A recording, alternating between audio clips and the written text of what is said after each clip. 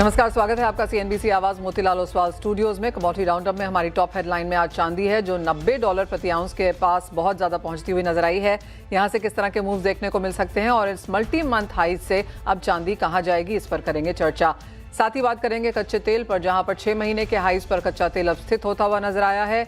US और Iran की तीसरी राउंड ऑफ कॉन्वर्सेशंस जिनीवा में यहां पर थर्सडे को शुरू हो जाएगी और बाजार उससे पहले फर्म ट्रेड्स पे कारोबार करता हुआ। साथ ही बात करेंगे यहां पर गेहूं की, जहां पर सरकार की तरफ से 25 लाख टन एक्सपोर्ट को मंजूरी दे दी गई है।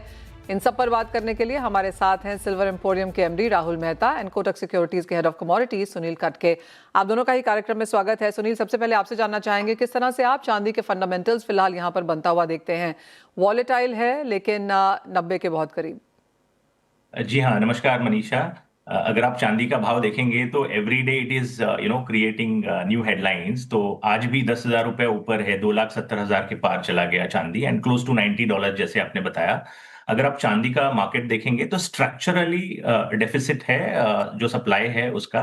लास्ट 6 से 7 साल से हम देखते आ रहे हैं कि एनुअली तकरीबन 6 से 7,000 टन का डेफिसिट है फिजिकल मार्केट में, जबकि इसका जो डिमांड है ऑन ईयर बेसिस ये ग्रो ही होते हुए नजर आ रहा है। तकरीबन 30-32 हजार टन का सप्लाई है और 36 से 37 हजार टन का जो है डिमांड है।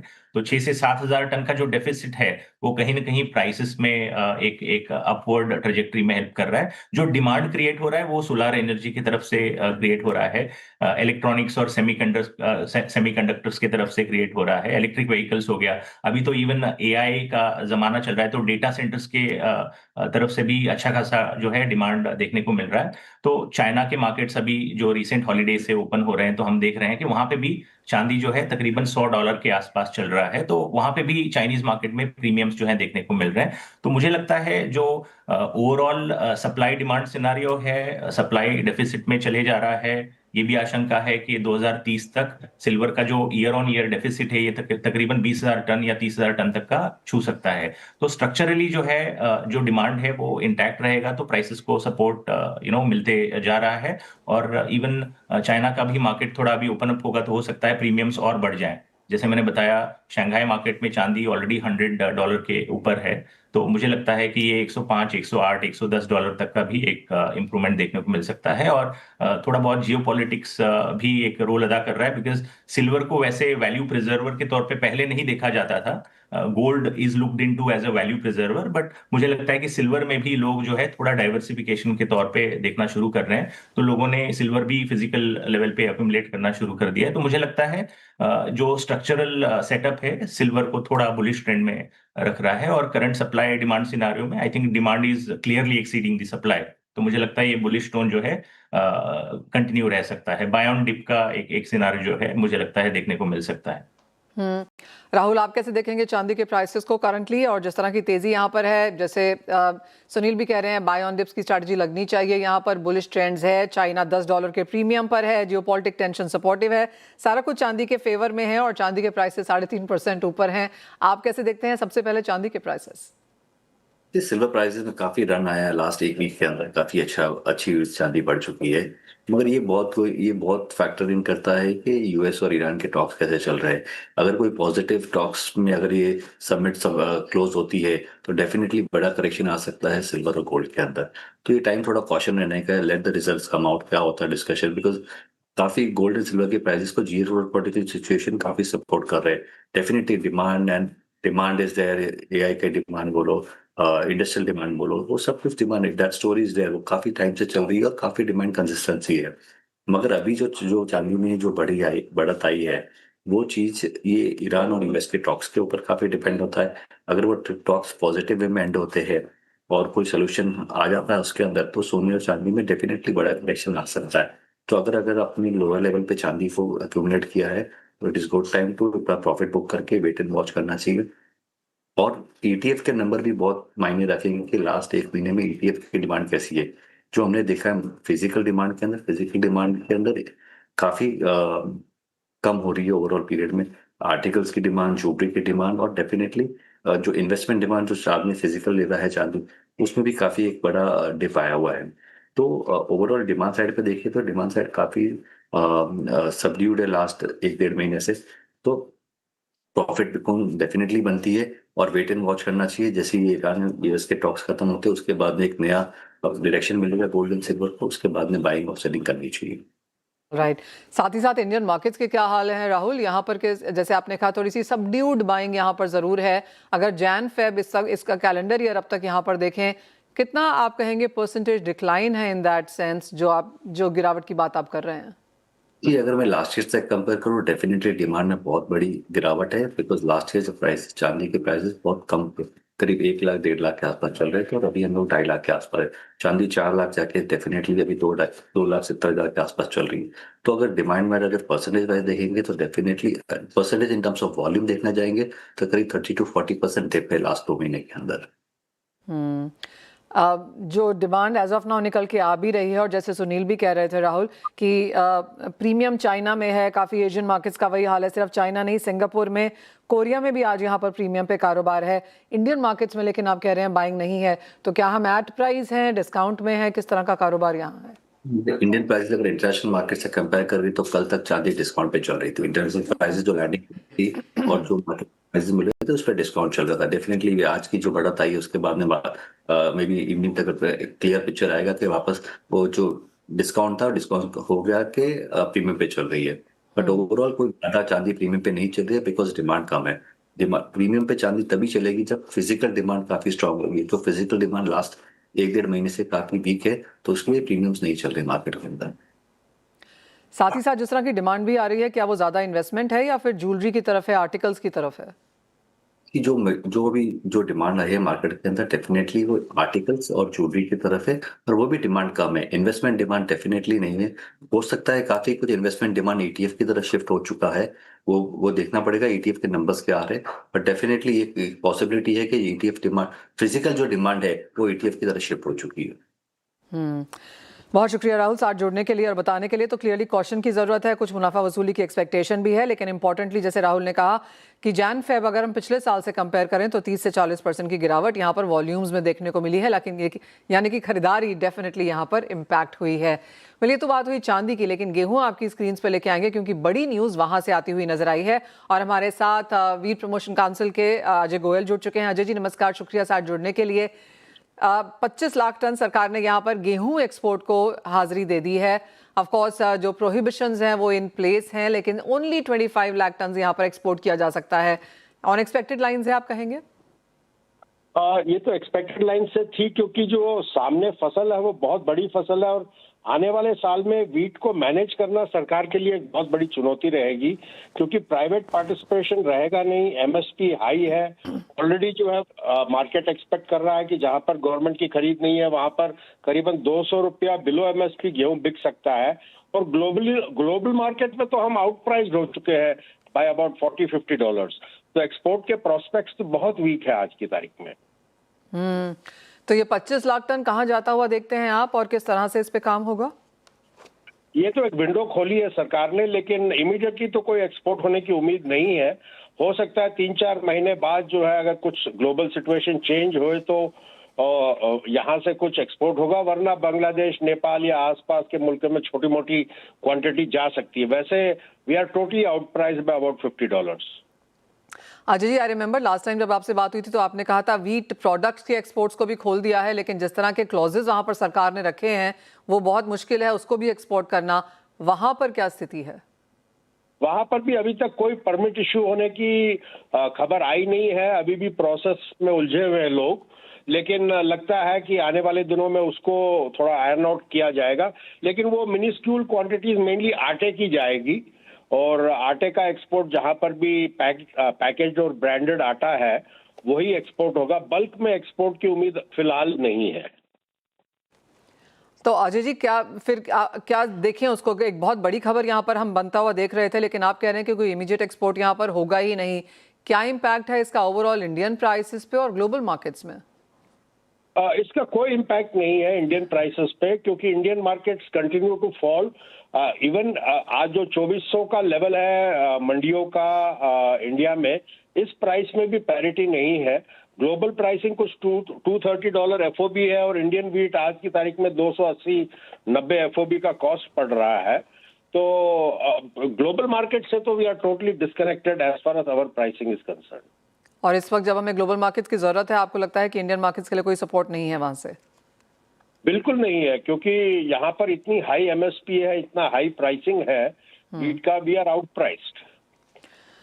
अजय जी, एज ऑलवेज बहुत शुक्रिया साथ जुड़ने के लिए। तो क्लियरली एक बड़ी खबर कि सरकार ने 25 लाख टन गेहूं के एक्सपोर्ट को यहां पर मंजूरी दे दी है। ये करीबन 3 साल के बाद आता हुआ नजर आ रहा है, लेकिन जिस तरह के भाव हैं, जिस तरह का प्रोसेसेस हैं, क्लॉजेज हैं यहाँ पर इसको एक्सपोर्ट करने के, वो काफ़ी टीडियस हैं।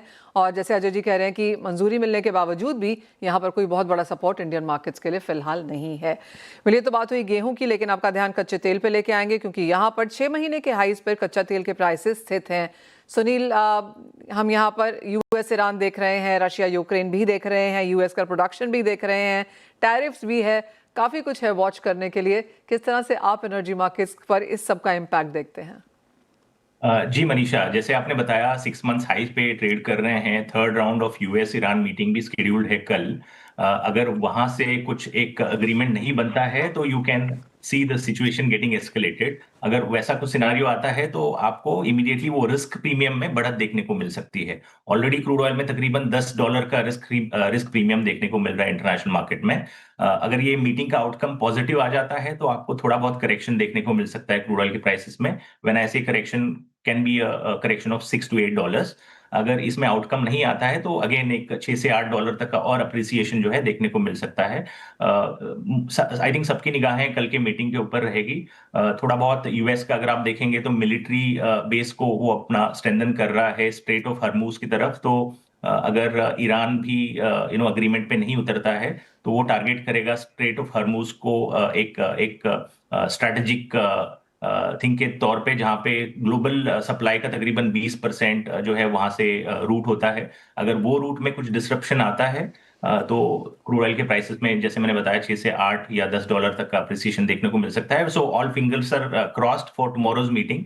तो मुझे लगता है फंडामेंटली बहुत ज्यादा डिमांड नहीं है, क्योंकि एक तरफ अगर आप दूसरे फैक्टर्स को देखेंगे, जैसे ट्रेड टैरिफ्स की हम बात कर रहे हैं, यूएस के सुप्रीम कोर्ट के स्टेटमेंट के बावजूद ट्रंप बोल रहे हैं कि भाई हम 15% से 20% तक का टैरिफ लागू करेंगे। उससे ग्लोबल स्लो डाउन की एक सिनारियो भी बन सकती है, जहां पे डिमांड में कहीं ना कहीं गिरावट देखने को मिल सकती है। तो अभी का जो बढ़त हमको क्रूड ऑयल के प्राइसेस में देखने को मिला है, it is more of a risk premium that is driving this price.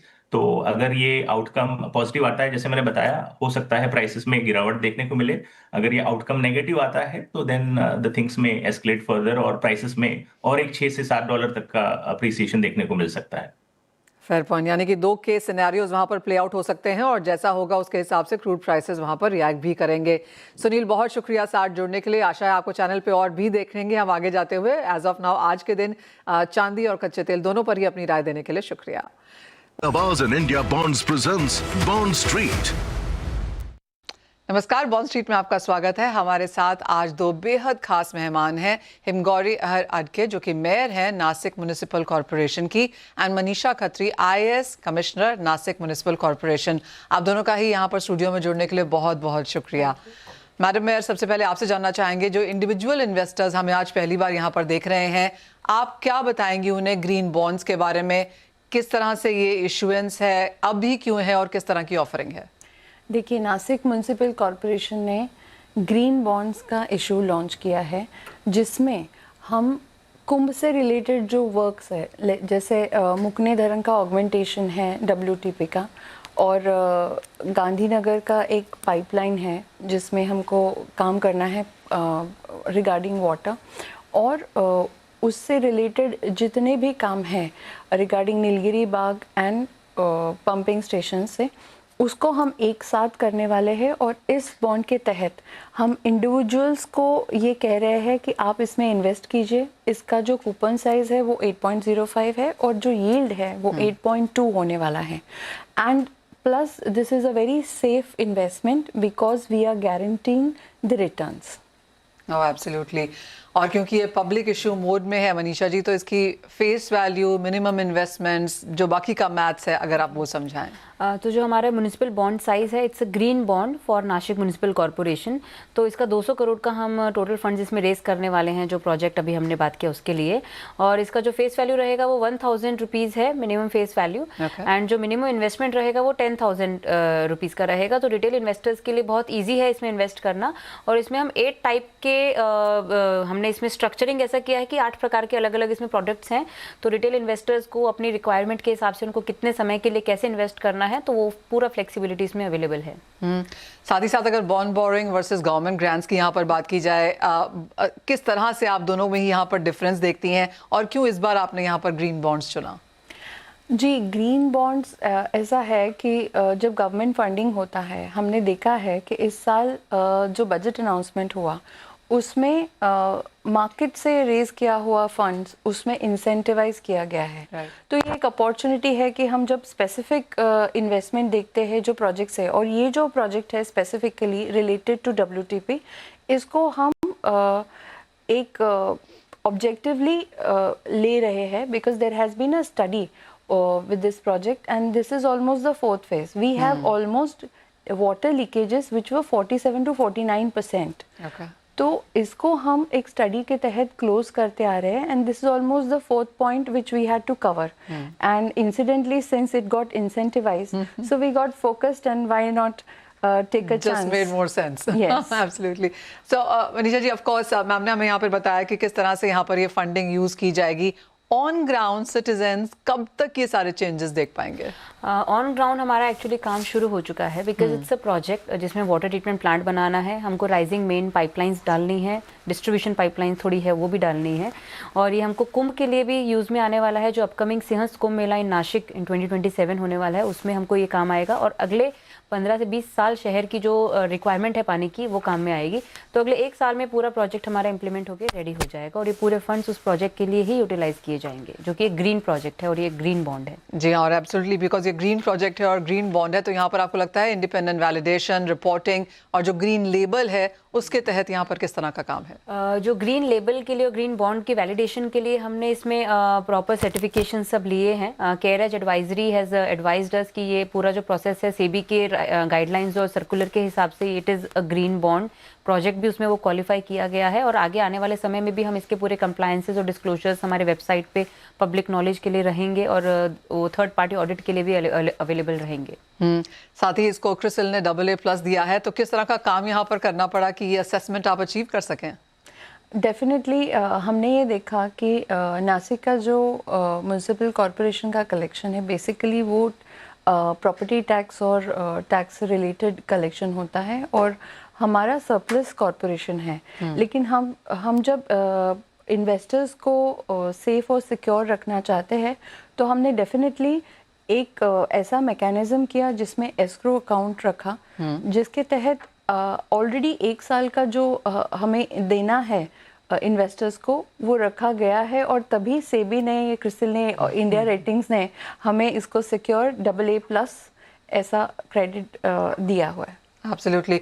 और साथ ही साथ अगर कुछ फ्लोज यहाँ पर अंडर स्ट्रेस आते हैं मनीषा दी, तो फिर इन्वेस्टर्स के लिए क्या प्रोटेक्शन मैकेनिज्म है? अगर पहली बात तो ऐसा है कि फ्लोज अंडर स्ट्रेस आएंगे ही नहीं। इसमें इतना सेफगार्ड्स और चेक्स एंड बैलेंसेस हमने रखे हैं। हमारा मंथली जो टैक्स आता है या जो कलेक्शन रेवेन्यू कलेक्शन होता है, उसमें से पहले हम इसकी रीपेमेंट के लिए अलग कर लेंगे, बाकी हम उसको यूज़ करेंगे। इंटरेस्ट पेमेंट के लिए भी सेम प्रिंसिपल फॉलो किया जा रहा है, और एक सिंकिंग फंड हम बना रहे हैं इसमें, जो कि पर ईयर को जो पेमेंट रहेगा पहले ही उसमें वो सारा का सारा पेमेंट चला जाएगा एक फिक्स डिपॉजिट एस्क्रो अकाउंट के रूप में। इसी तरीके से DSR अकाउंट ऑलरेडी हमने बना दिया है, जिसमें हमने 1 साल का पूरा इंटरेस्ट पेमेंट और 1 साल का principal payment already fix deposit में पार्क कर दिया है। तो बिल्कुल भी इसमें कोई रिस्क है ही नहीं। It is the most secure, one of the most secure financial instrument आज के मार्केट में जो अवेलेबल। और आप क्या मैसेज देंगी यहाँ पर बाकी इंडियन सिटीज़ को जो म्युनिसिपल बॉन्ड्स को यहाँ पर देख रही हैं कि किस तरह से यहाँ पर काम होना चाहिए, कि कैसी गवर्नेंस, कैसी रेडीनेस होनी चाहिए? तो अभी बाकी सिटीज़ के लिए यही एक मैसेज है कि हमने जब व्हेन वी डिसाइडेड कि म्यूनिसिपल बॉन्ड करना है हमको नासिक म्यूनिसिपल कॉर्पोरेशन को, तो इसमें इंसेंटिव्स जो हमको गवर्नमेंट की तरफ से मिल रहे हैं, सेंट्रल गवर्नमेंट की तरफ से जो अभी भी अनाउंस हुए, वो बहुत एक मेजर फैक्टर प्ले करते हैं। और इससे जैसे अभी मैम भी बताएंगे कि फाइनेंशियल डिसिप्लिन हमको बहुत कॉर्पोरेशंस को अडॉप्ट करना पड़ता है, जो बहुत एक अच्छी चीज़ है आगे जाके उसको फ्लोट करके रखने में। डेफिनेटली अगर आप देखेंगे इस इंस्ट्रूमेंट को तो बाकी की जो फाइनेंशियल डिसिप्लिन आनी है, क्योंकि सेबी और क्रिसिल इतना इजीली तो किसी को रेटिंग देंगे भी नहीं और बॉन्ड भी इशू कराएंगे नहीं, लेकिन इस मार्केट सिचुएशन जो अब की बनी हुई है, मुझे ऐसा लगता है कि अब सर्टिनिटी, इनसर्टिनिटी में अगर कोई सर्टिनिटी दे रहा है तो वो हमारा नासिक का ग्रीन बॉन्ड है in this uncertain markets, because it is so safe and secured. हम मार्केट में या दुकान पे लगा हुआ होता है आज नकद कल उधार, तो उस तरीके से हमें लगता है कि हमारा नकद जो है वो रेडी है ताकि कल आपको उसका जो मुआवजा है वो मिल सके। Point taken Manisha ji. गौरी जी, बहुत शुक्रिया हमारे साथ आज यहाँ पर जुड़ने के लिए और दर्शकों को ऑफकोर्स बताने के लिए कि नासिक बॉन्ड क्या है और बाकी स्टेट्स यहाँ पर किस तरह से रेडीनेस यहाँ रख सकती हैं। CNBC Awaaz and India Bonds presents Bond Street.